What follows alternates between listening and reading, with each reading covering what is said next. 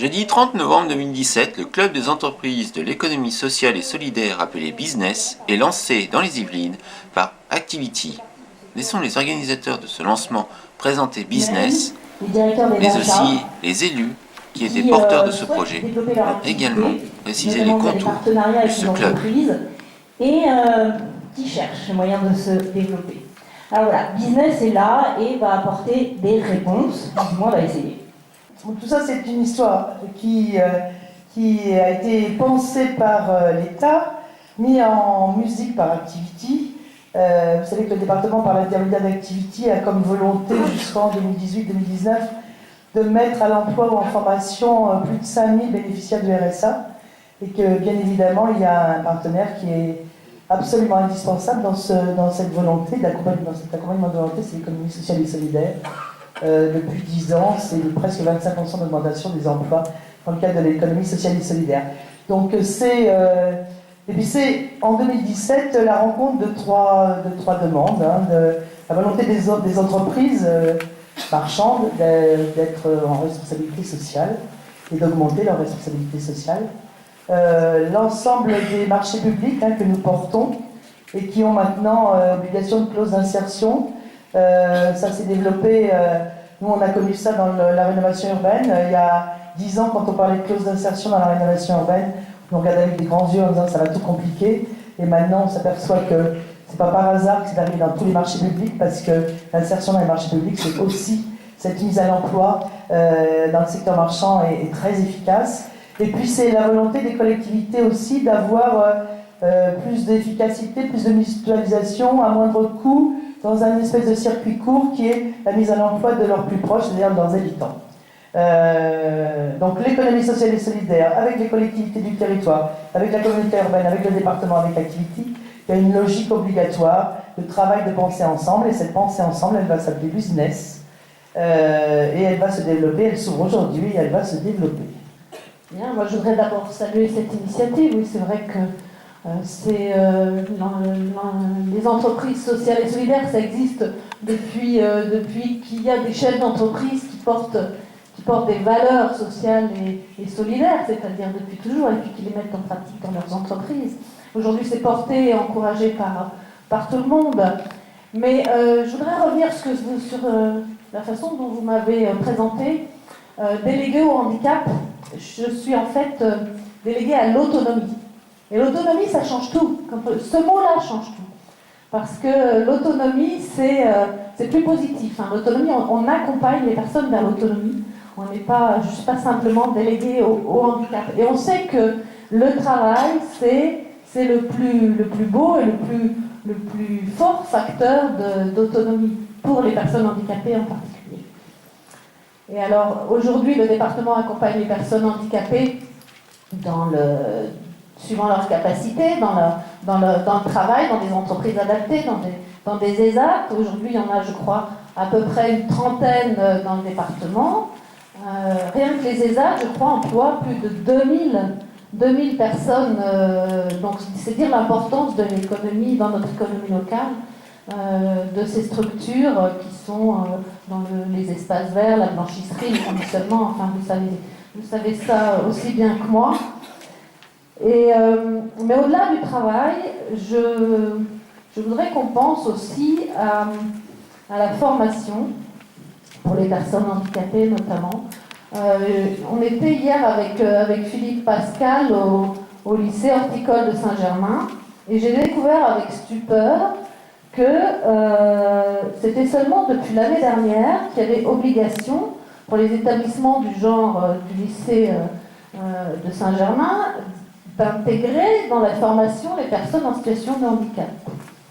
Et je pense que là, il y a encore tout un travail à faire pour qu'on soit vraiment dans une société inclusive, parce que aujourd'hui, on accompagne les personnes en situation de handicap dans des entreprises adaptées, je l'ai dit.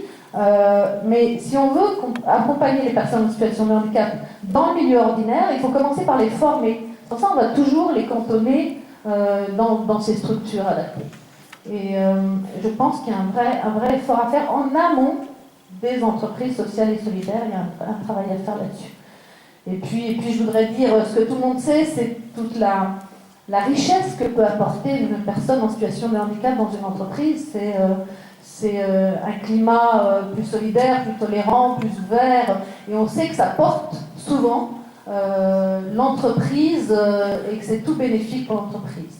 Voilà. Mais il y a encore de la marge de progrès pour dépasser tous les tabous et tous les interdits sur ce sujet. Là, ça va être le mot de l'État. Bonjour à tous d'abord.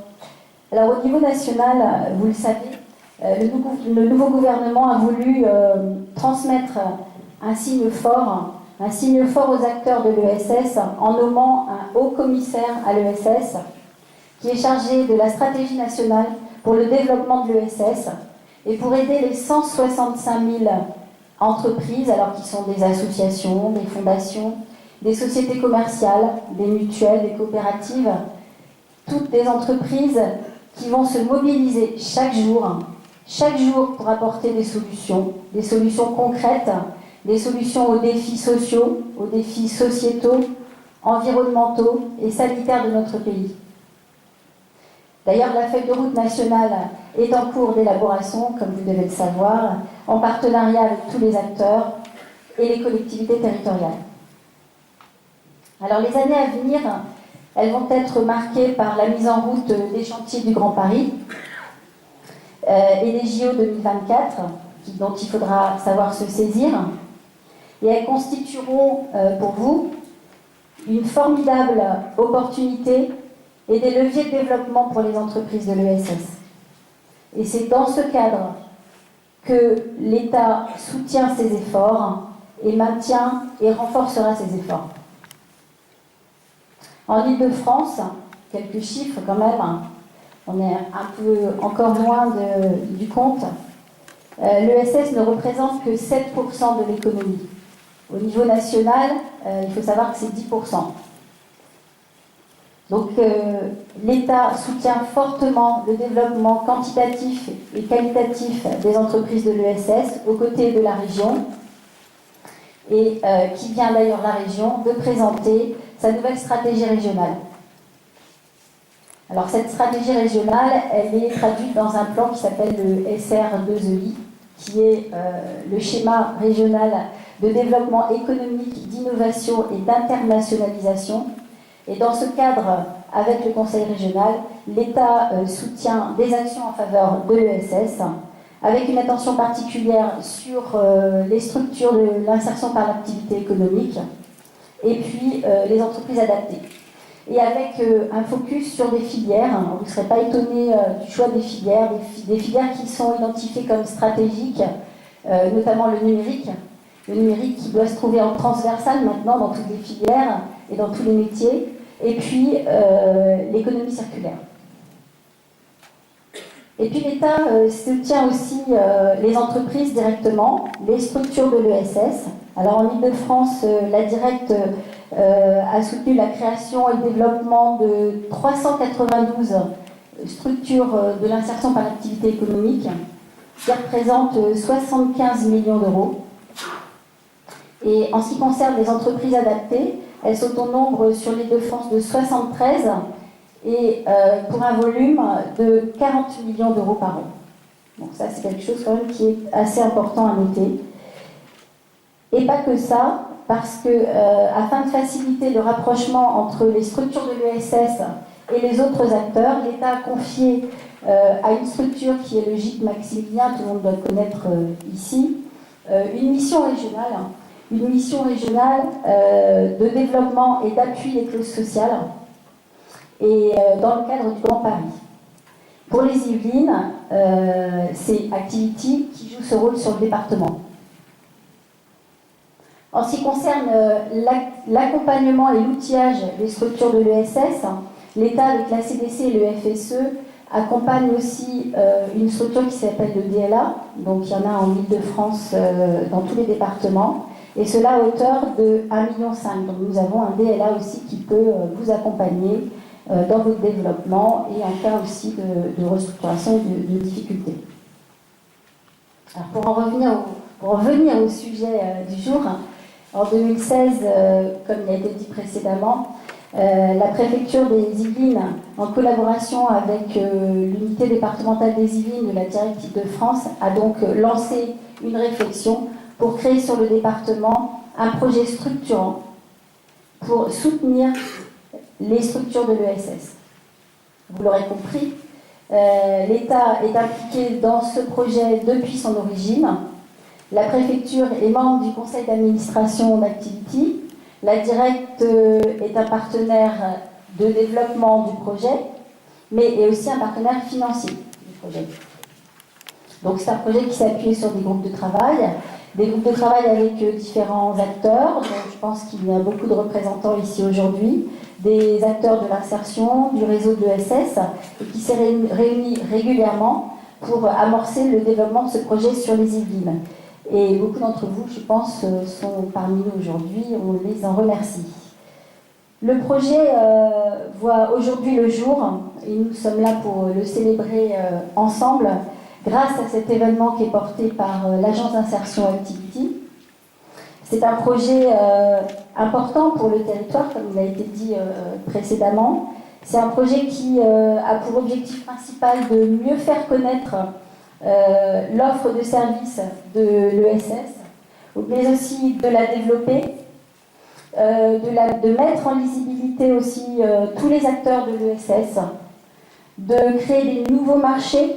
Il faut être innovant dans ces matières-là, d'identifier des nouveaux besoins, des besoins qui sont non couverts, et de développer des nouveaux services et des nouvelles formes de coopération. Donc c'est aussi un outil pour créer un lieu permanent d'échange. Il faut travailler sur l'innovation. C'est ça la clé. Ce club d'entreprise Business ESS, il regroupe des entreprises qui sont engagées dans une démarche de développement économique, humaine, sociale et environnementale sur notre territoire. La configuration dans laquelle nous sommes aujourd'hui, c'est bien la preuve que la force du partenariat local pour mener à bien une idée vers un projet concret, et c'est ce qu'Activity va nous présenter tout au long de cet après-midi. Ce partenariat local, on doit le poursuivre, il ne faut pas qu'on s'arrête là, et pour que tout le monde s'approprie cette démarche. Donc dans ce cadre, où l'échange de pratiques est essentiel, nous ne pouvons que saluer l'initiative d'Activity cet après-midi. Il va y avoir des débats, des rencontres entre les acteurs, telle est aussi la volonté du gouvernement actuel. Merci de votre invitation. Je suis effectivement président depuis 2010-2011 de la Chambre régionale d'économie sociale et solidaire. Depuis la loi ESS 2014, les chambres régionales dans toutes les régions ont un certain nombre de missions à accomplir, dont celle de représenter devant les pouvoirs publics les acteurs de l'ESS tels que la loi 2014 les a définis.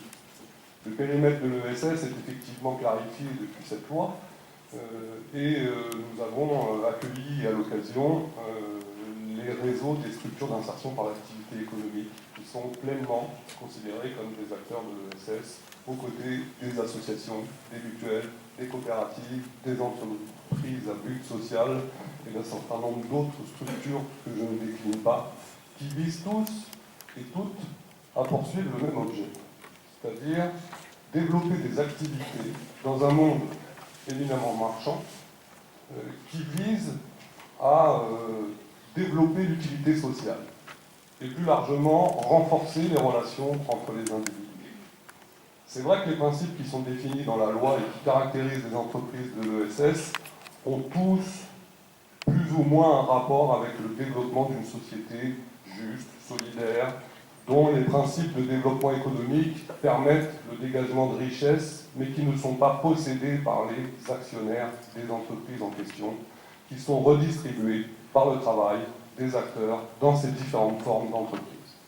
Et toutes, je le disais, ont un but, celui de développer des biens et des services, de produire des biens et des services à des fins d'utilité sociale, répondre à des besoins publics ou privés non couverts par le marché, non couverts par l'offre publique, qui sont le fruit, ces productions de biens et de services, de citoyens, de citoyennes qui se rassemblent et qui s'organisent pour construire les réponses dont ils ont besoin. C'est une des premières notions ou définitions à laquelle nous sommes, à la Crèce Île-de-France, comme dans toutes les autres Crèces, très attachés.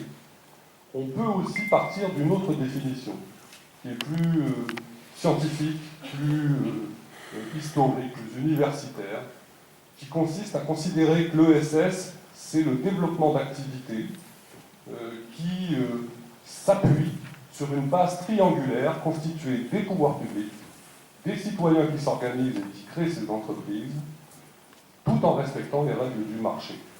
Et c'est là que le challenge est compliqué.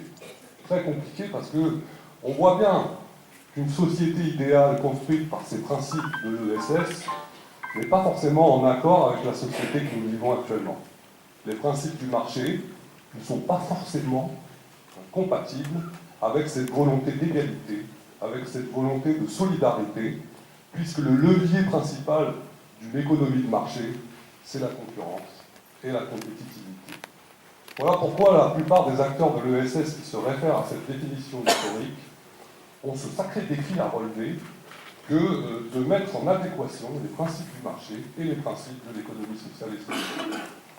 C'est en ce moment d'ailleurs à l'œuvre, puisque nous sommes dans la période intitulée depuis 10 ans, le mois de l'ESS.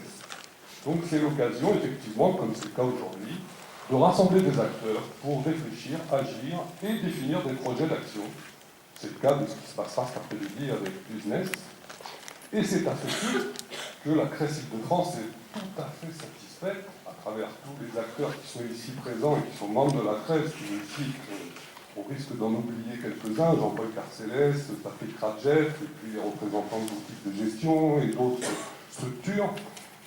Nous sommes tout à fait satisfaits de pouvoir participer au lancement de ce club d'entreprise business. Pourquoi ?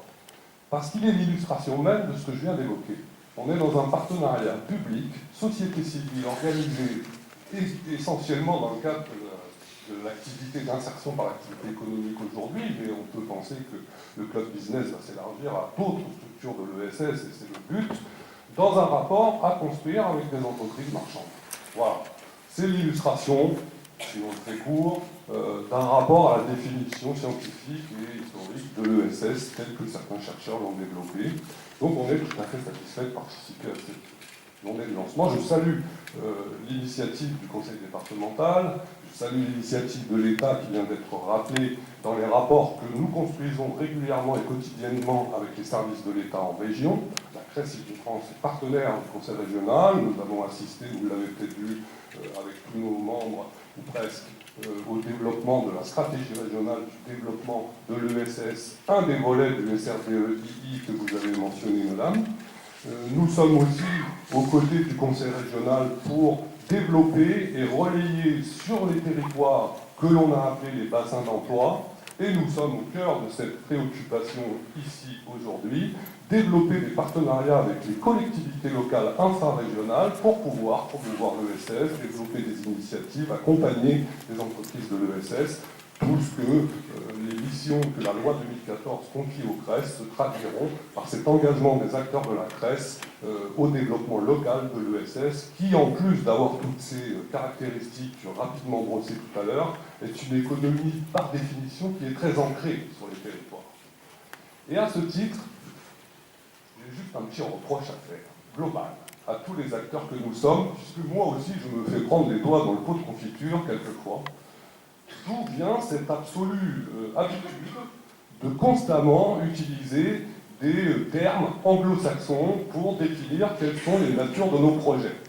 Au niveau national, M. Christophe Itier, haut-commissaire, et je dois dire que là, nous ne sommes pas dans une phase de progression vis-à-vis de l'État, parce qu'effectivement, nous avons un haut-commissaire, et je pense que ce n'est pas un signe de renforcement de la volonté du gouvernement de promouvoir l'ESS, puisque avant ce gouvernement, nous avions un ministre délégué à l'ESS. Bon, on ne va pas rester sur ces questions de protocole et de nomination. Tout ça pour dire que cette constante habitude d'utiliser au niveau national le haut-commissaire parle d'un Social Business Act Au niveau régional, on parle d'un Small Business Act, et on a des outils de développement et d'accompagnement qui sont des outils au niveau régional comme Backup, Startup, PME. Bon, PME, c'est pas un anglicisme. Et puis là, on arrive dans les Yvelines, on décline dans le territoire et nous sommes sur Business ESS. Alors je pense que ça n'est pas juste pour m'amuser que j'évoque ça, c'est que la référence à la linguistique anglo-saxonne, on voit bien d'où elle part. On est dans un rapport linguistique à ce qu'est l'économie aujourd'hui, c'est-à-dire une économie de marché, libérale, anglo-saxonne, mondiale. Donc, dont acte. C'est important la mondialisation et il faut y rentrer pleinement, dont acte. Je n'ai pas fait exprès. Mais la logique de l'ESS est intéressée par le développement des principes de l'ESS au niveau mondial, sans qu'encore une fois sur les territoires, et justifierait que nous fassions attention à appeler nos projets, nos dispositifs et tous les termes que nous utilisons sur une logique qui fait référence à l'histoire de l'ESS en France, et on n'est pas les derniers dans le monde. Nous avons des rapports avec la coopération, avec la mutualité, avec le monde associatif depuis la fin du 19e siècle en France. Et je pense qu'on a les moyens de trouver un langage spécifique pour dénommer toutes les actions que nous allons développer ensemble dans le monde, en France, en Europe et dans les Yvelines. Pour ça, simplement, continuons à discuter, continuons à échanger et asseyons-nous tous ensemble sur ce fameux triangle pouvoir public, citoyens qui s'organisent et se rassemblent, et les règles du marché incontournables que nous nous apprêtons à respecter. En tout cas, nous mettrons tout en œuvre cet après-midi et les jours qui suivront pour que la Presse Île-de-France puisse accompagner les initiatives, compris tous ces acteurs économiques, sociales et solidaires sur le territoire des Yvelines. Merci beaucoup. C'est très difficile de parler après 4 intervenants de qualité parce qu'ils ont à peu près tout dit. Donc j'ai réfléchi à ce que je pouvais dire parce que je déteste les redondances. Ce que je pourrais vous dire, d'abord que Valérie Pécresse est très attachée à l'économie sociale et solidaire, qu'elle veut faire de la région Île-de-France une région très innovante et à cet égard également, qu'on ne peut que saluer la démarche des Yvelines avec le département, avec l'État et puis un certain nombre d'acteurs, collectivités locales et puis privés, qu'il faut que vous le sachiez, n'est quand même pas commune cette démarche. Je ne crois pas beaucoup d'autres départements en France qui fait ce choix-là. Et vraiment, je tiens à le saluer, ce qui explique aussi que nous ayons beaucoup d'élus qui soient présents, des élus départementaux, monsieur le maire, la présidente de la commission des affaires économiques du Sénat, ce qui va venir, Sophie Primat, pour être très attentif à ce qui se fait avec l'activité, parce que c'est pas commun. Voilà. Il se passe beaucoup de choses, évidemment, en France dans l'insertion, par l'activité économique, mais ce que le choix qui a été fait par le département des Yvelines, avec l'État, je me rappelle, n'est pas commun et mérite est regardé de près par toute la France. Alors on peut l'analyser de deux manières. Moi je pense d'abord que, et ça c'est à titre personnel, on ne paye pas assez l'acte d'insertion. Ça, c'est un avis personnel, je sors de mon rôle, parce que c'est un acte d'une complexité absolue qui n'a pas de prix. Sortir quelqu'un de niveau 6 et le ramener dans l'emploi, ça n'a pas de prix pour la société française. Et ça, on ne le paye pas assez cher, en global. Voilà, c'est pas un effet ciblé, je ne dis pas ça pour vous applaudissez, je le pense profondément pas. Et sauf que depuis 15 ans, ne fait que baisser la manière dont c'est entre guillemets payé par l'État ou la puissance publique. Ça, c'est un premier point. Le deuxième, la situation des acteurs de l'insertion, alors je ne vais pas être applaudi, moi, j'y comprends plus rien entre les AI, les EI, les ETTI, les ACI. Enfin, excusez-moi, et encore, je ne comprends rien. Je comprends totalement, rassurez-vous, mais on ne doit pas être nombreux. Donc, il y a un moment, croyant comme je crois à l'insertion, convaincu qu'elle n'est pas assez payée, je peux me permettre de vous dire que je pense qu'il va falloir qu'elle soit plus lisible. Plus lisible pour les acteurs, parce que sinon, on arrive à ce que font les Yvelines, et ça arrivera partout. C'est un message que je vous passe, c'est-à-dire que c'est une forme de prise en main de l'offre, dans le bon sens du terme. Parce que si on veut que l'offre d'insertion progresse, il faut que les entreprises la comprennent et qu'elle soit lisible et facile d'accès. Je vois que le directeur salue mon propos qui est un peu direct, vous m'en voulez pas, mais voilà, donc il y a certainement peut-être une mise sous tension dans le bon sens du terme, et c'est pas la moindre critique vis-à-vis d'acteurs de l'insertion. J'ai un attachement profond et ancien aux acteurs de l'insertion par l'activité économique. Donc, Donc nous, la région Île-de-France, on est observateur de cette démarche que font les Yvelines avec l'État, on n'est pas contributeur d'une certaine manière. Ce qu'on essaye de faire, nous, vis-à-vis de l'économie sociale et solidaire, qui est diverse, mais Eric Forti l'a très bien dit dans son rôle de président de la CRES, d'abord c'est valoriser la CRES, parce qu'il a parlé de la loi Hamon, c'est toujours aussi plaisir de citer le Benoît Hamon dans un hémicycle, lui, 2014, vous avez remarqué. La loi Hamon, elle donne une institutionnalisation à l'ESS majeure. Tu l'as très bien dit, l'ESS existe depuis toujours, depuis la nuit des temps, mais enfin aujourd'hui on sait exactement quel périmètre, on sait quels sont les critères et on sait exactement ce que ça veut dire pour toutes les collectivités, pour l'État et pour l'ensemble des acteurs. Donc cette loi Hamon, elle a mis en valeur les CRES et nous, avec Valérie Pécresse, on a voulu donner plus de moyens à la CRES, qui en a en Île-de-France beaucoup moins que n'en ont d'autres CRES dans d'autres régions de France.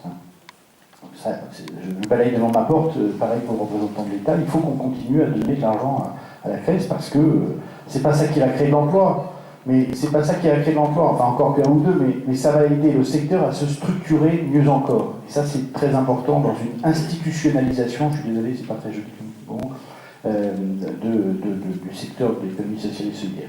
Et puis après, la deuxième intuition pour une région innovante en ESS, c'est que, même si ce n'est pas une économie comme les autres, évidemment, Eric l'a très bien dit, vous avez bien compris la différence, quand même, il faut qu'on lui fasse profiter, dans le bon sens du terme, de l'ensemble des dispositifs qui existent à la région Île-de-France. Et là, je parle de dispositifs en investissement.